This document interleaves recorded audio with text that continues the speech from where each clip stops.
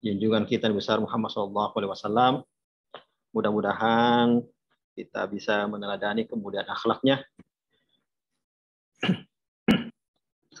Tentu saja terima kasih kepada moderator atas kesempatan, atas perkenan waktu yang diberikan. Saya mohon maaf lupa tidak pakai songkok karena tadi ada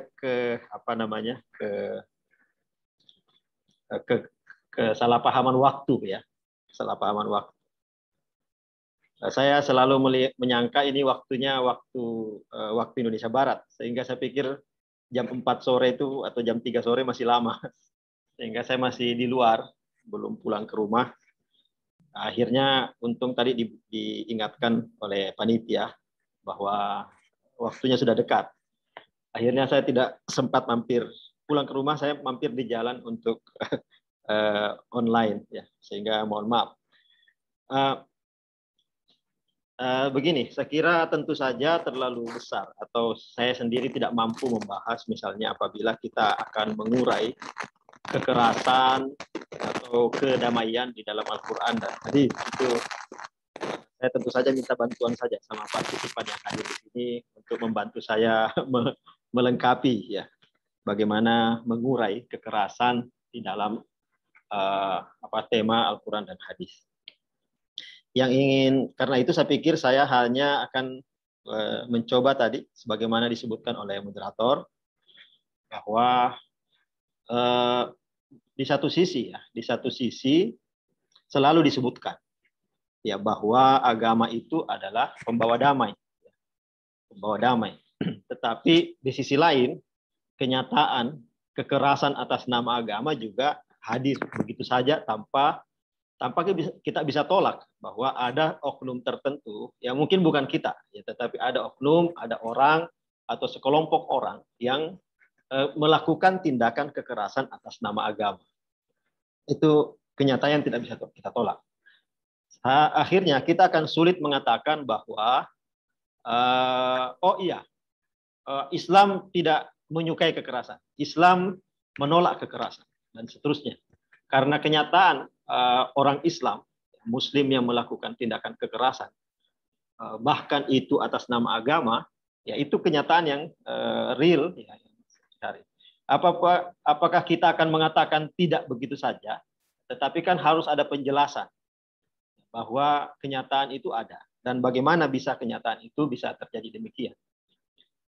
Ya, para partisipan dimuliakan Allah Subhanahu Wa Taala, maka tentang tafsir dan hadisnya nanti saya pikir saya butuh bantuan dari partisipan sekalian. Tetapi saya coba menjawab tentang bagaimana kira-kira agama yang pada dasarnya adalah damai, apalagi Islam itu kan namanya artinya damai, ya, salam, damai. Tetapi kok bisa berubah menjadi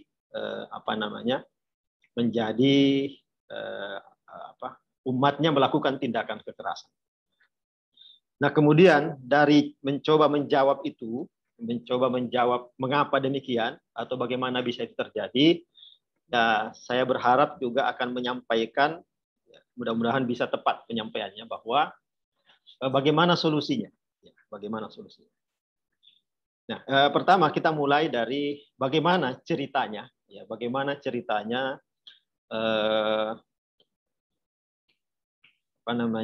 agama yang bersifat damai itu kemudian bisa melahirkan kekerasan. Nah, tentu saja banyak teori yang berbicara tentang itu. Banyak teori. Teori misalnya gini, kalau di dalam teologi itu ada yang Tuhannya satu, ada Tuhannya banyak. Ya, Tuhannya banyak. Seperti beberapa agama yang dianggap Tuhannya relatif banyak, ya, itu relatif tidak terlalu mengedepankan kekerasan. Tetapi kalau Tuhannya satu, ya, maka kemudian dalam sejarah tercatat lebih banyak yang melakukan tindakan kekerasan.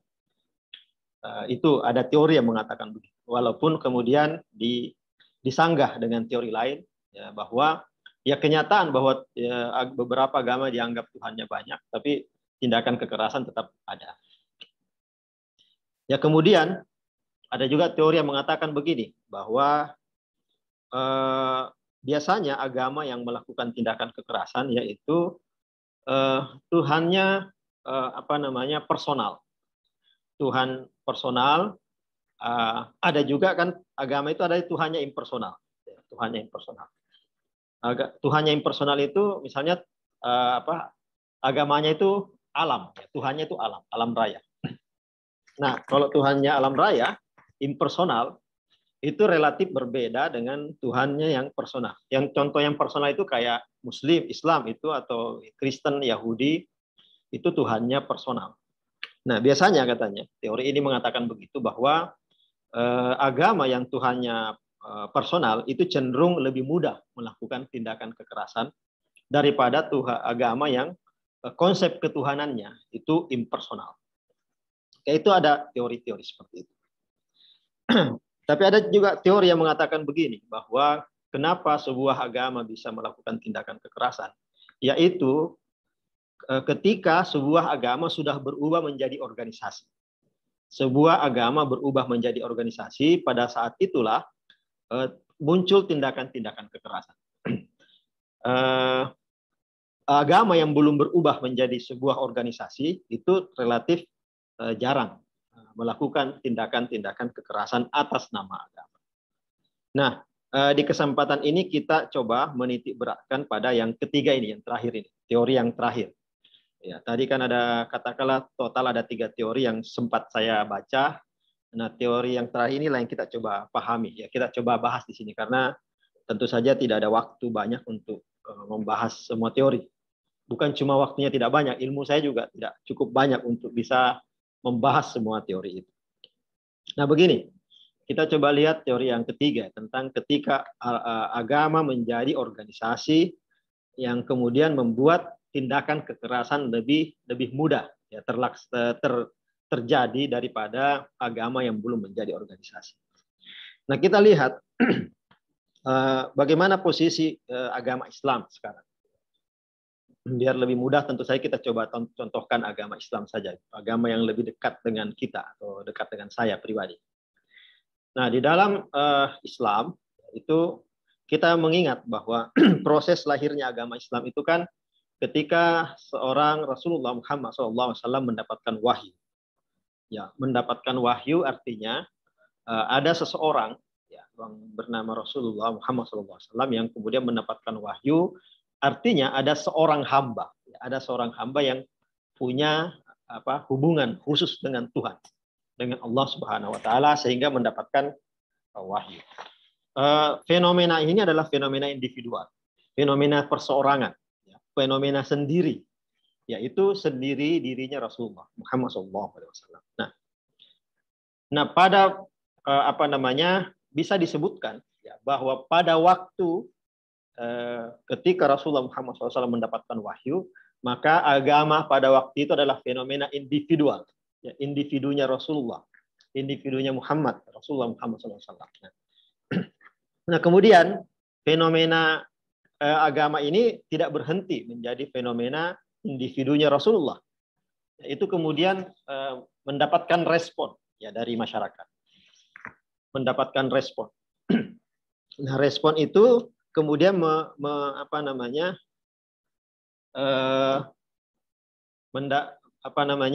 mengakibatkan atau berdampak pada beberapa pengikut awal. Mungkin istilah kita itu adalah as-sabiqunal awwalun, para pengikut awal. Jadi bukan para sahabat secara keseluruhan, tetapi yang kita kenal mungkin ya, katakanlah istilahnya itu as-sabiqunal awwalun. Nah, inilah para sahabat dekat, para sahabat awal. Nah, apa yang berbeda ya, pada waktu Rasulullah pada waktu Rasulullah ya, mendapatkan wahyu, maka agama Islam ya, itu adalah fenomena personal seorang Rasulullah Muhammad SAW. Tetapi ketika beralih ya, kemudian ada pengikutnya, maka sudah mulai menjadi fenomena komunitas, bukan lagi individual, bukan lagi personal, tetapi sudah mulai menjadi fenomena komunitas. Pada apa bedanya individual dengan komunitas? Bedanya adalah bahwa agama ini sudah melebar, bukan hanya seorang individu, tetapi sebuah komunitas. Tetapi ketika agama menjadi fenomena komunitas seperti itu, sesungguhnya belum terlalu jauh, ya, belum terlalu jauh dari visi dan misi awalnya. Ya, visi misi awalnya pada waktu Rasulullah mendapatkan wahyu itu belum terlalu jauh, masih mirip-mirip. Kenapa mirip-mirip? Ya salah satu sebabnya adalah apa yang disebut komunitas. Ya, komunitas itu artinya sekelompok orang yang setara. Ya, komunitas itu maksudnya sekelompok orang yang setara. Yang paling tinggi posisinya tentu Rasulullah sendiri, tetapi itu posisi spiritual. Ya, posisi spiritual. Nah, pada waktu ini pada waktu dia Islam menjadi fenomena komunitas, ya, relatif visi dan misi Islam yang didapatkan oleh Rasulullah Muhammad SAW itu masih relatif mirip, masih bisa langsung dipahami oleh para sahabatnya dan bisa dilaksanakan pada waktu itu.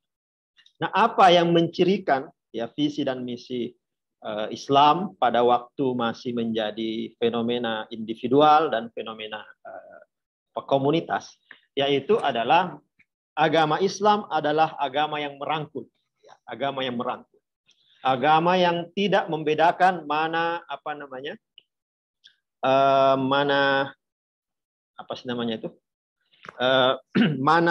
mana derajat tinggi, mana derajat rendah, mana miskin, mana kaya, dan seterusnya. Ya, sebentar.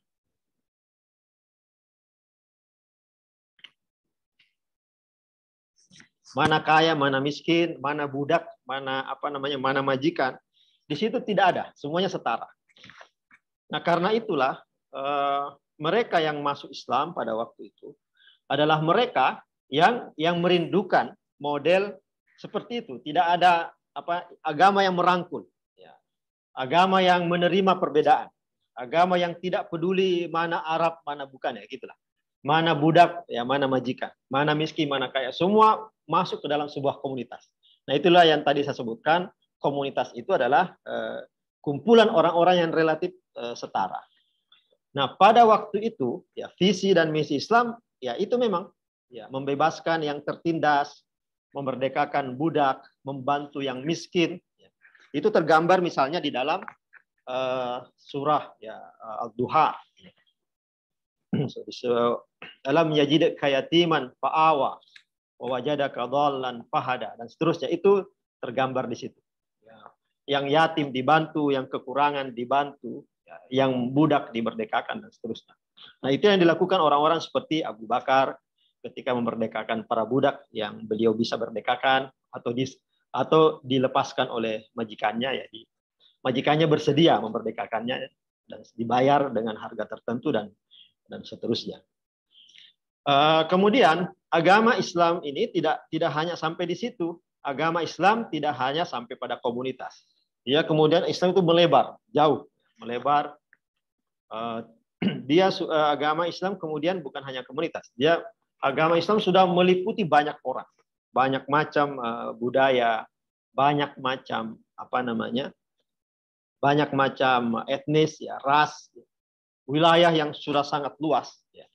Nah, pada waktu menjadi budaya, pada waktu setelah komunitas tadi itu sudah banyak orang, maka ada ciri yang membedakan. Apa ciri yang membedakan? Yaitu pada waktu itu agama umatnya bukan lagi para yang setara itu tadi, ya, yang awal. Sudah mulai banyak macam-macam. Ada yang ada yang masuk Islam dan membawa warna kulitnya, ada yang masuk Islam membawa dia keturunan apa, dia kabilah apa. Ada yang datang menjadi Muslim dan tetap membawa misalnya dia strata sosialnya apa, strata ekonominya apa, dan seterusnya. Sehingga relatif umat Islam menjadi lebih beragam, Nah, pada waktu itu Islam sudah meninggalkan posisinya sebagai komunitas. Nah, memang kalau sudah sebanyak itu sudah tidak bisa lagi diatur seperti komunitas. Karena sudah besar.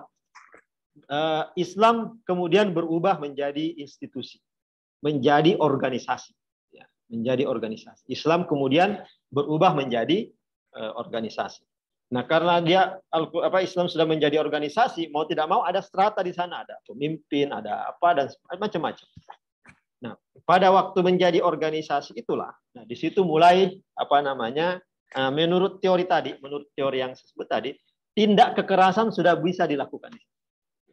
Ya, pertanyaannya, mengapa tindak kekerasan pada waktu menjadi institusi itu lebih mudah dilakukan daripada komunitas? Ya tadi, ya, pertama, Islam sudah begitu beragam. Jadi potensi konflik sudah mulai besar, baik ke dalam maupun keluar. Yang ke dalam itu karena tadi beragamnya umat Islam yang ada di sana, macam-macam keturunan ada di sana, macam-macam wilayah ada di sana, macam-macam macam-macam ya, tingkat ekonomi ada di sana. Pada waktu Rasulullah masih hidup, kenyataan itu masih bisa dibendung, ya, karena ada sosok yang memperekat semua, yaitu Rasulullah Muhammad SAW. Tetapi ketika Rasulullah wafat, perekatnya hilang dan itu langsung ditandai dengan konflik. Langsung ditandai dengan konflik. Kalau pada zaman Abu Bakar, konfliknya itu adalah ya ada yang tidak mau bayar zakat, ya, kemudian atau apa disebut murtad, macam-macam lah pada waktu itu yang pasti, dan solusinya adalah solusi berdarah. Solusi berdarah. Ya, buktinya adalah pada waktu Rasulullah tidak pernah ada perang sesama umat Islam. Tetapi pada waktu wafatnya Rasulullah, itu perang sesama tanda petik umat Islam, ya, atau mantan umat Islam itu sudah mulai terjadi. Kenapa? Apa bedanya? Ya, ini sudah menjadi organisasi.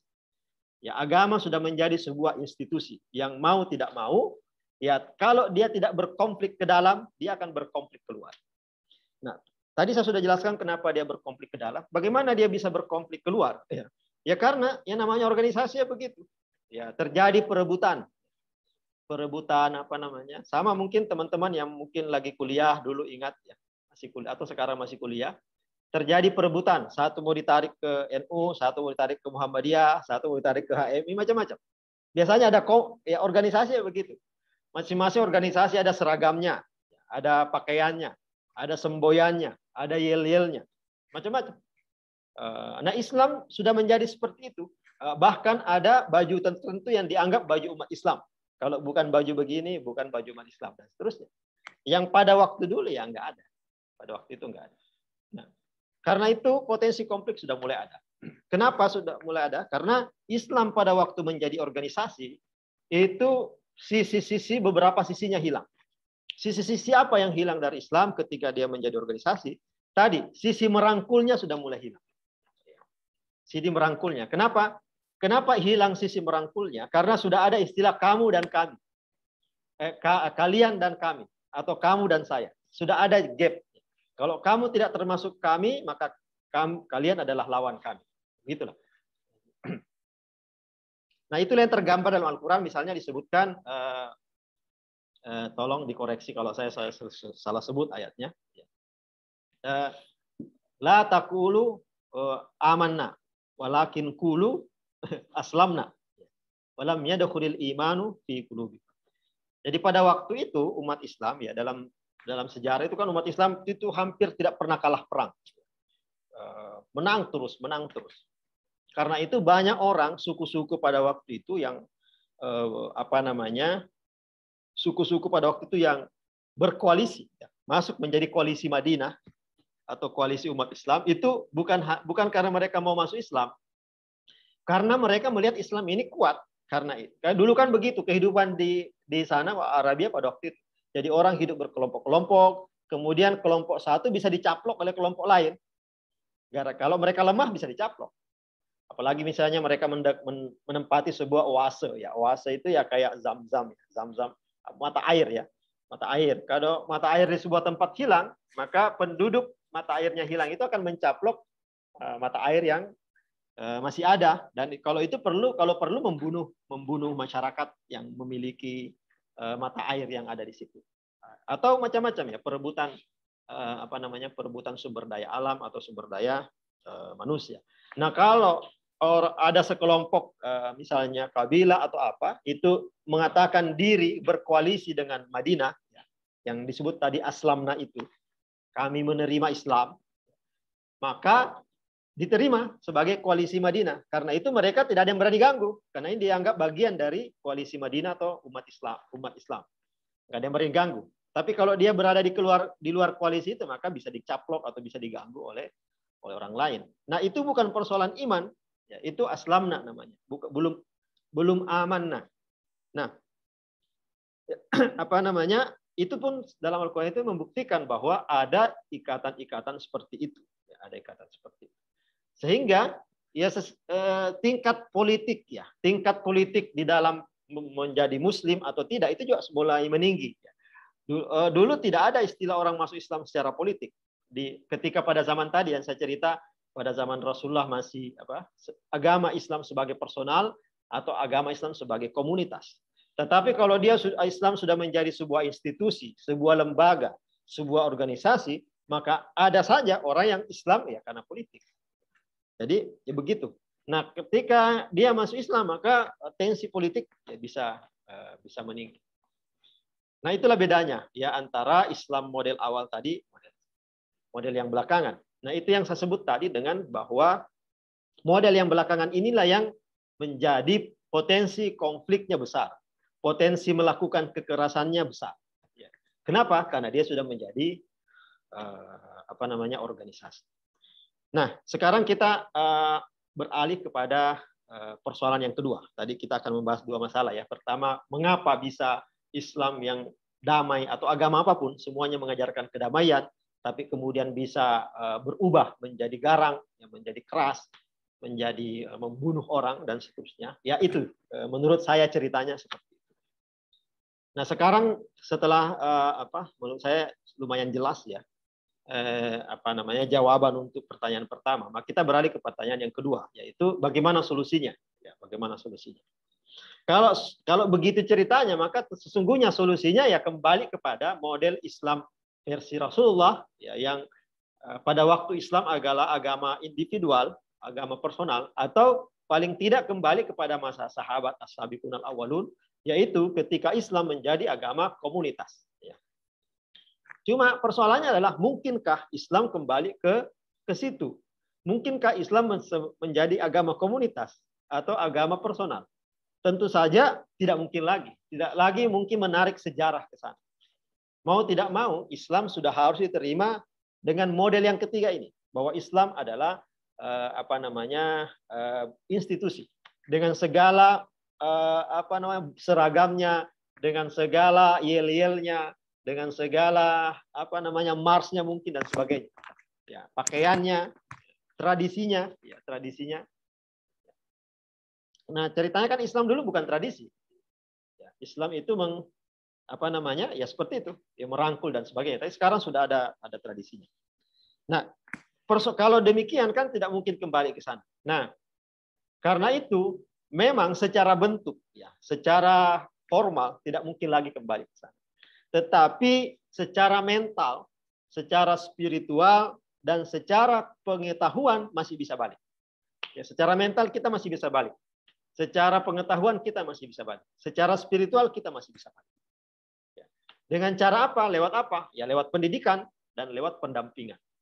Jadi seperti lembaga seperti DDI, Darul Dawah Irsyad, atau kemudian ICAT. Ya. Ini adalah sebuah organisasi yang bisa mendampingi, ya, bisa memberikan pendidikan agar secara mental, secara intelektual, dan secara spiritual umat Islam ini tetap menghayati pengalaman awal ya Islam itu. Pengalaman awal Islam sebagaimana Rasulullah mengalaminya, sebagaimana para sahabat mengalaminya. Bagaimana Islam yang merangkul, ya, bukan yang memukul. Pada waktu itu begitu. Karena memang ya ada istilah, kalau akan ada namanya Al-Quran. Al-Quran itu punya nama lain, yaitu Al-Furqan. Ya, Al-Furqan itu memang posisinya memisah Al-Furqan. Tetapi bisa juga ya kita mengarahkan kembali kepada Al-Quran. Al-Quran itu artinya mengumpulkan, ya.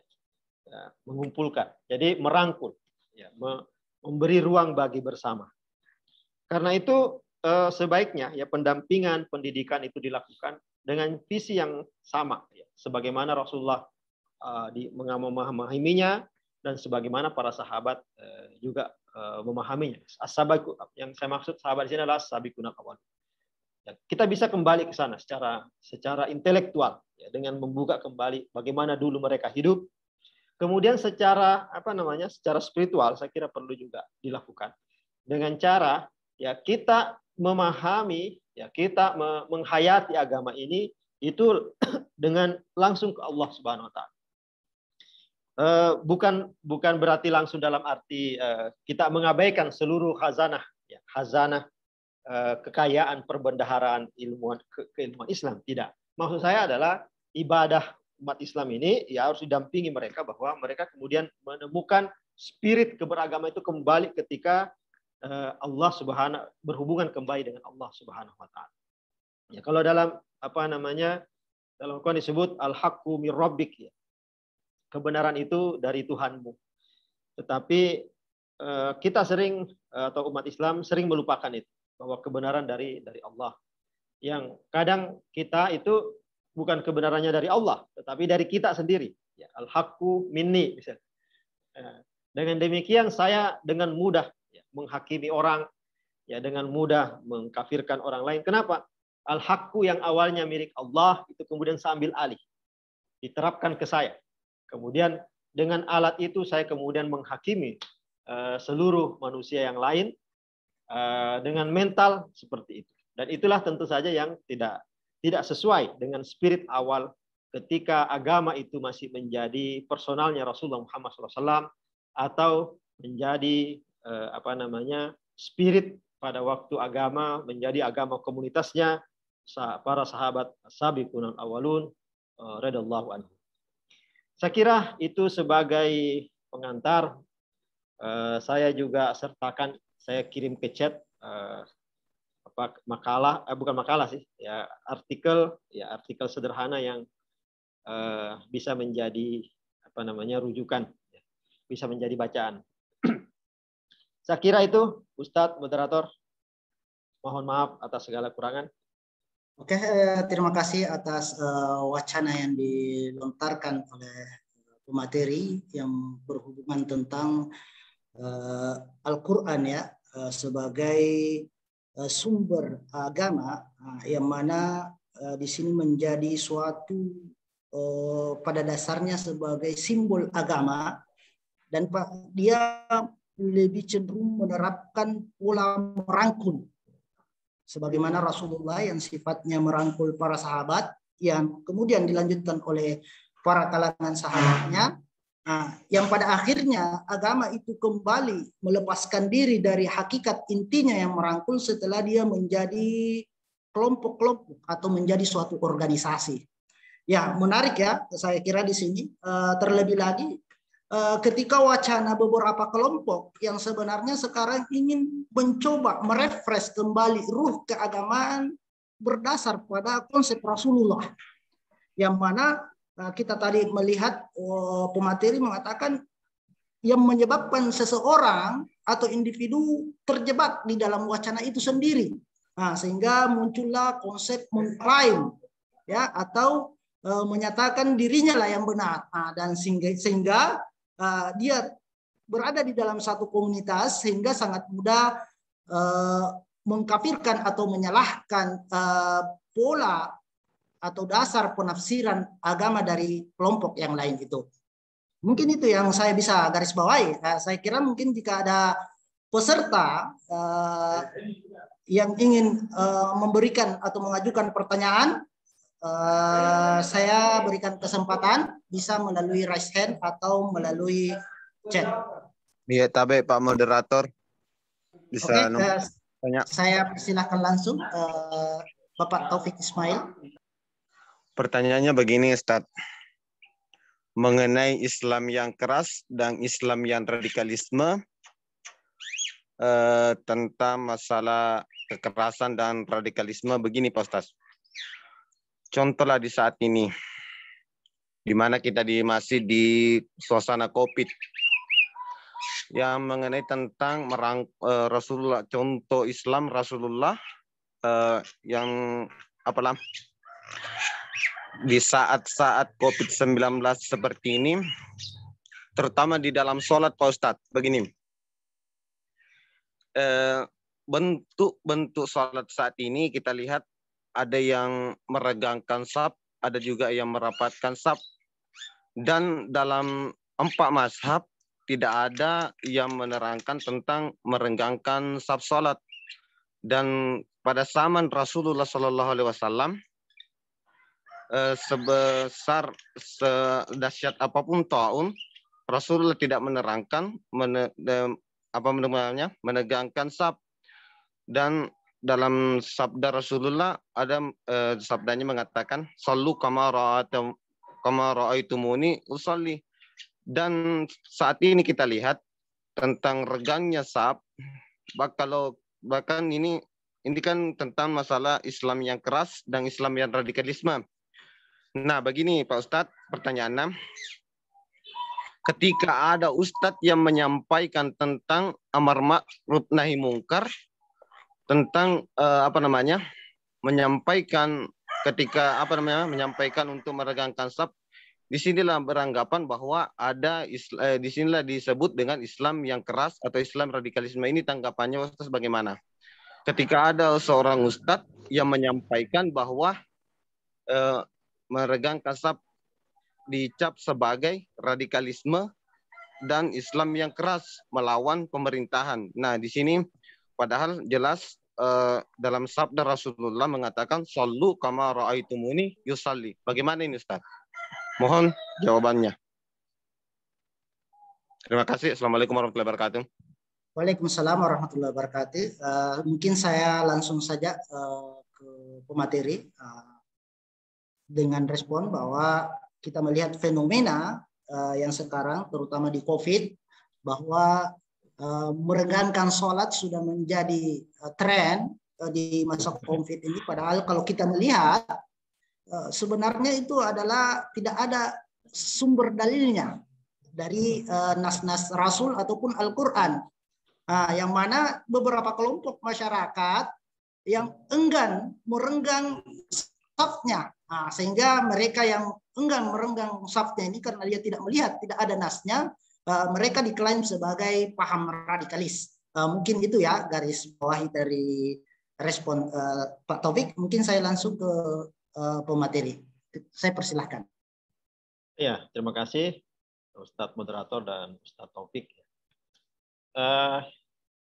Tentang merenggangkan atau merapatkan saf itu saya pikir persoalan fikih ya. Saya tidak menguasai fikih. Saya cuma berpikir apakah memang ada argumennya yang membolehkan merenggangkan saf dengan alasan tertentu, misalnya alasan COVID, alasan virus, ya bisa nggak? Ya, tapi saya nggak tahu jawabannya. Itu pertanyaan saya saja. Adakah argumen yang cukup ya untuk melakukan itu? Kalau tidak ada, ya maka tidak bisa dilakukan, tentu saja. Itu ya. Itulah yang saya ingat-ingat sedikit dulu dari Imam Koso. Jadi itu saja, tapi saya sendiri tidak tahu jawabannya. Yang saya ingin soroti di sini yang saya ingin soroti adalah ketika ada orang atau ada sekelompok orang yang tetap mau merapatkan saf, itu kemudian dicap radikal. Menurut saya ya itu salah. Jadi saf merapatkan saf ya dengan alasan tertentu ya, atau merenggangkan saf dengan alasan tertentu, itu persoalan khilafiyah dalam fikih atau bisa diselesaikan lewat fikih. Itu bukan persoalan orang ini jadi radikal atau tidak. Saya pikir tidak ada definisi radikal karena orang merenggangkan saf ya, atau sebaliknya merapatkan saf. Tidak ada definisi radikalisme seperti itu. Yang radikal adalah ya pertama, ketika sekelompok orang memaksakan ya, pendapatnya kepada orang lain. Ketika dia memaksakan pendapatnya kepada orang lain, misalnya saya berpendapat ya untuk merenggangkan saf ya, maka saya memaksa orang lain untuk merenggangkan safnya juga. Maka itu tidak bisa. Begitu pula saya ingin merapatkan saf ya, kemudian saya memaksa orang lain untuk juga merapatkan saf. Maka itu baru mulai bisa masuk ke wilayah radikal atau tidak. Ya, bukan pada merapatkannya atau bukan pada merenggangkannya, tetapi pada pemaksaannya itulah dia menjadi radikal. Jadi pemaksaan pendapat itulah yang menjadi radikal. Nah sekarang misalnya di dalam secara teknis di dalam ya di dalam masyarakat, ya kita perlu lihat apa argumennya. Apa argumennya? Kita harus lihat bahwa masjid misalnya itu adalah wilayah publik. Masjid adalah wilayah publik. Pendapat kita pribadi atau pendapat kita sekelompok orang itu tidak bisa diterapkan di masjid sebagai wilayah publik. Kecuali itu musala di dalam rumah kita sendiri. Apapun pendapat kita di musala rumah kita atau di masjid, kalau kita punya masjid sendiri dan orang sudah menjadi pribadi, orang misalnya tidak masuk ke sana, maka tidak ada yang bisa mengintervensi itu. Tetapi ketika dia menjadi wilayah publik, maka kita perlu mengkoordinasikan pendapat itu kepada orang lain. Baik itu mau merapatkan atau merenggang. Misalnya masjid itu publik, milik publik. Maka saya pikir, menurut saya, yang tidak bisa kita paksakan hal seperti itu. Nah, sekarang kita lihat posisi pemerintah di mana. Posisi pemerintah, ini satu hal, ya saya kira ini berbeda pembahasannya tapi mirip, bahwa posisi pemerintah memang yang namanya pemerintah itu berhak memaksakan pendapatnya. Berhak memaksakan pendapatnya kepada masyarakat. Bukan kepada bawa alasan agama, tapi kepada masyarakat. Pemerintah berhak, dia punya hak, yang namanya pemerintah. Secara undang-undang punya hak untuk memaksakan apa yang menurut dia baik bagi masyarakat. Apa yang menurut dia baik bagi masyarakat. Nah, posisi pemerintah seperti ini ya, memang harus berbeda dengan posisi yang lain. Tapi tentu saja hal-hal yang menjadi keinginan menjadi keputusan pemerintah, saya pikir dia punya pertimbangan-pertimbangan tertentu. Saya tidak melihat bahwa sebuah pemerintah itu melakukan tindakannya atas nama pribadi pemerintahnya atau atas nama memusuhi sebuah golongan di sebuah masyarakat. Walaupun mungkin pendapatnya salah, walaupun mungkin keputusan pemerintah itu salah, mungkin ada kemungkinan pemerintah salah dalam mengambil keputusan. Tetapi bahwa keputusan itu hendak mengeliminasi sekelompok orang, sekelompok agama, atau hanya karena pertimbangan pribadi pemerintah itu, saya pikir tidak sana. Tapi itu mungkin kita bisa beda pendapat. Tapi selama ini saya melihat tidak. Bahwa keputusannya salah, mungkin tetap saja keputusan karena itu keputusan manusia, ya ada kemungkinan salah. Nah, saya melihat beberapa tempat juga ya, tetap ada pemerintah yang mengurusnya, ada juga ya tidak dibiarkan saja tetap rapat. Saya misalnya di Jakarta banyak masjid yang tetap rapat, banyak juga masjid yang kemudian mengikuti pemerintah. Tidak semua sempat diurus oleh aparat, tidak sempat. Banyak tempat ya dibiarkan saja ada aparat yang hadir. Apalagi seperti musala di samping rumah saya, itu adalah musala keluarga. Ya tidak diurus. Kenapa? Yaitu musala keluarga dan yang hadir orang-orang yang tidak terlalu umum, jarang orang mampir yang hadir di situ. Karena itu aturannya juga tidak terlalu ketat. Yang biasa berlangsung ketat, lebih ketat itu adalah tempat-tempat yang secara publik ya, memang orang hadir. Saya pikir itu yang dianu seperti di Masjidil Haram dan sebagainya ya, karena ya kedatangan orang itu sangat publik. Bukan wilayah-wilayah privat. Karena dia wilayah privat, bukan wilayah pribadi, maka keputusannya, aturannya pun aturan publik. Tapi ketika dia tempatnya private, tempatnya pribadi, tempat sendiri, maka keputusan-keputusan privat ya bisa saja berlangsung di situ. Nah, kata kunci yang disampaikan adalah pemaksaan. Pemaksaan itu. Cuma kita harus melihat posisi pemerintah. Pemerintah memang punya kekuatan legalitas untuk memaksakan aturannya. Kenapa? Ya ada undang-undangnya untuk itu. Tapi bahwa keputusannya mungkin salah, kemungkinan salah. Nah, kalau ada kemungkinan salah. Nah, kalau ada kemungkinan salah, ada jalur-jalur yang bisa dilakukan oleh masyarakat atau rakyat untuk menyampaikan aspirasinya bahwa ini salah, ini keliru.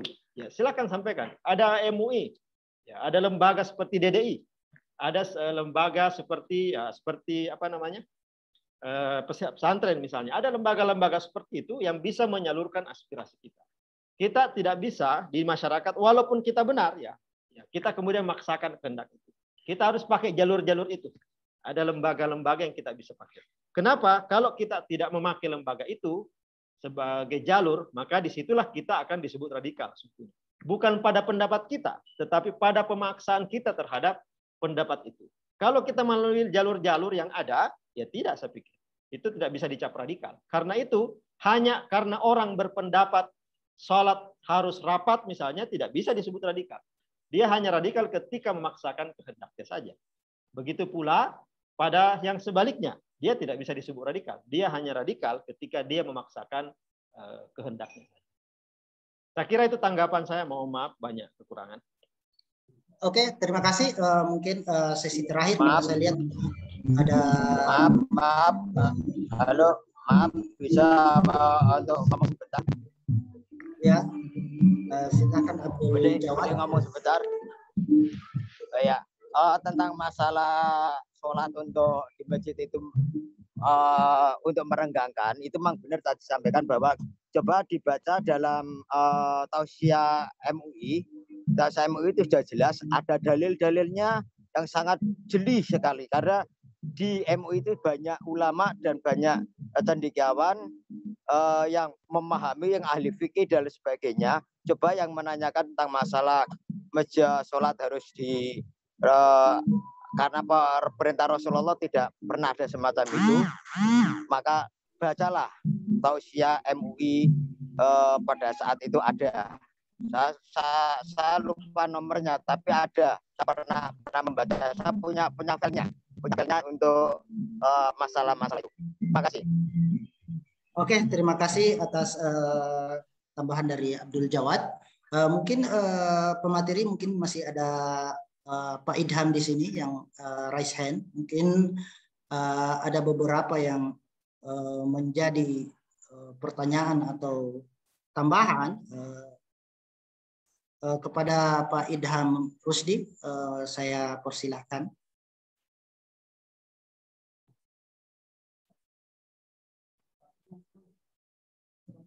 Tidak aktif.